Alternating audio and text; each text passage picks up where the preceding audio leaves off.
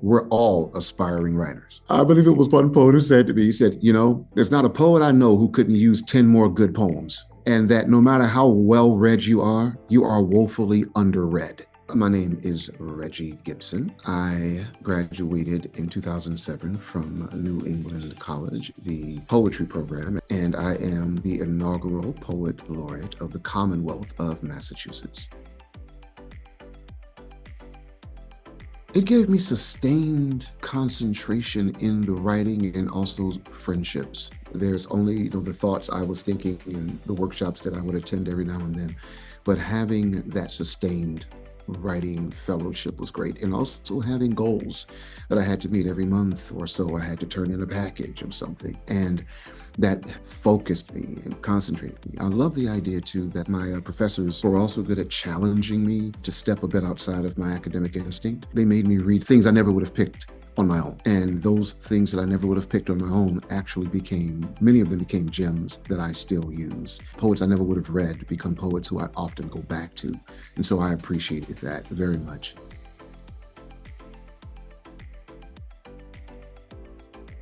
I worked with the Handel Haydn Society, which is a group of singers and musicians that do the work of Baroque era music, Bach, Handel, Haydn, of course. And so I've written several texts for performances that they've given, and that has been something that has stretched me. Those are the moments when I can feel myself expanding and growing. I've written a musical called The Juke. It's mixing African-American history, culture, spirituality with the ancient Greek tragedy of the Bacchae by Euripides. So finding ways in which those cultures, which seem disparate, how they could be brought together and show that there is, a resonance between the two is something that I think I get a deep sense of satisfaction out of.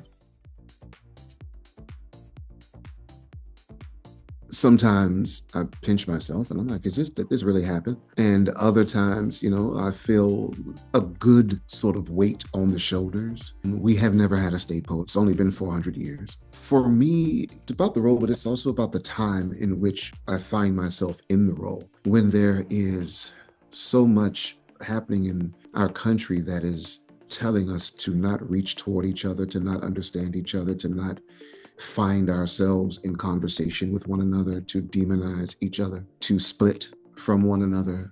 I'm using the office to do my best to link us back to the idea of a commonwealth. I've been basically an evangelizer for citizenship and for the expanded role of statesmanship in the body politic, which is one of the reasons why I wanted my office to be in a K-5 school, so that I can work directly with young kids from kindergarten through 5th grade, and also work with teachers about what poetry can do.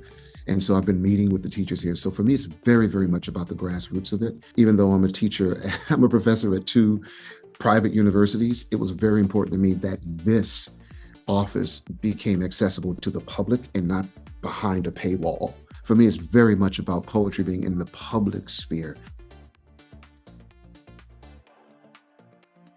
I see the role of us is to keep this human conversation going, to keep the human dialogue going, to take what is mundane and elevate it in a way that people can reach toward it. I think we do need, I will say this again, a much more vigorous, open engagement with the public, especially at times like this. I really want more of us to recognize our ability to heal with our words. Looking at how folks run to the word when they are in grief, when they are in terror, when they are suffering from the melees of what it means to be this small bipedal creature trying to find its way on a blue-green stone, hurtling through an impossible blackness. We go to word. I think we need to recognize the unacknowledged legislation, as one of our famous poets said, that we can actually have.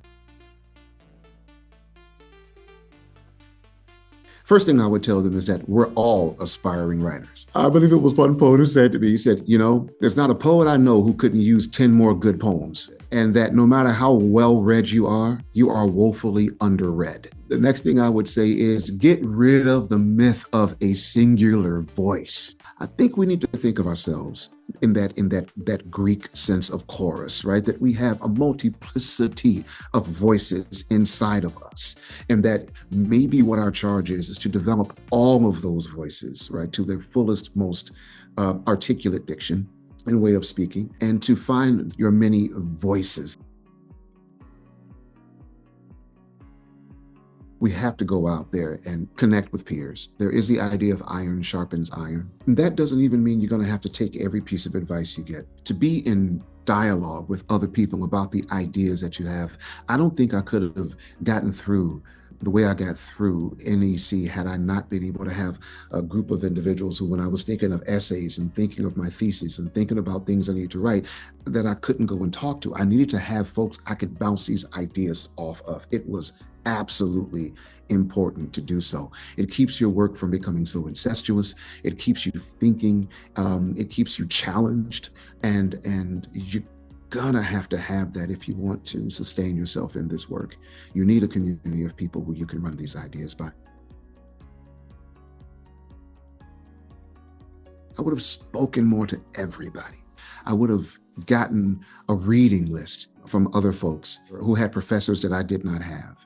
I would have spoken to professors who I was not going to have in my cohort, because there were also fonts of knowledge. Talk to them, get a reading list, keep yourself going, and see yourself as a literary citizen and not strictly as a person who is on a career path to make a living doing this thing. I think it's about making a life more than it's about making a living. It spread a lot more because people can reach a lot more people than we could have before. I think that there is a democratizing aspect when it comes to the digitization of poetry, because it can sometimes frees many of us from the rigors of having to find a publisher. I think that podcasts have opened up so much as far as poetry. It's allowed dialogue between individuals who could have never gotten together because they're in different countries. I think that it's also allowed us to figure out ways of how we can still create meaning even through technological distance with one another. And I hope we can still maintain our humanness as a result of it.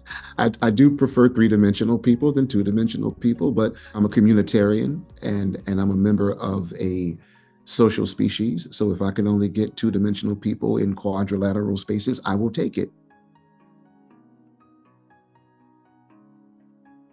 W.B. Yeats said was something along the lines of, all that is personal soon rots unless it is packed in ice and salt.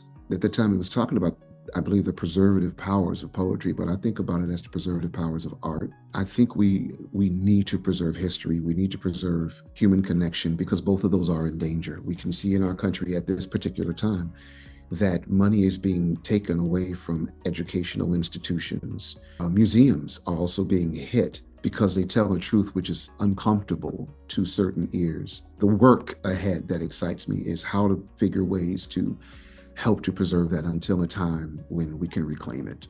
Getting back to also some of the ideas of the digital aspect of it, right? This is a way in which it can be preserved. We can do things on our own and keep it in our own archives, right?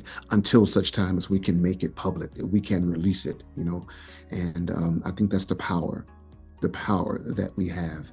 And even if we can't do it on larger institutional levels as much as we could have, let's just say some years ago, we could still take the initiative and do it on smaller levels. And ways to do that are very exciting to me. It's a way of resisting. It's a way of fighting back.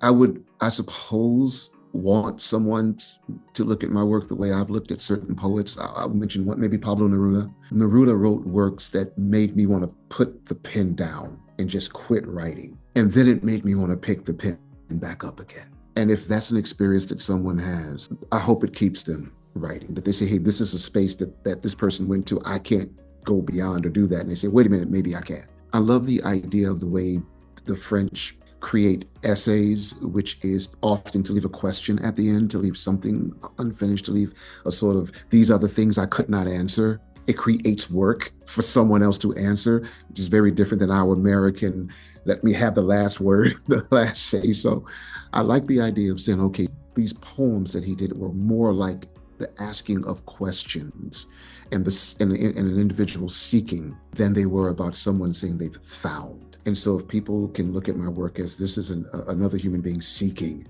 and let me pick up where those breadcrumbs leave off. I hope it has that kind of positive effect on some future writer.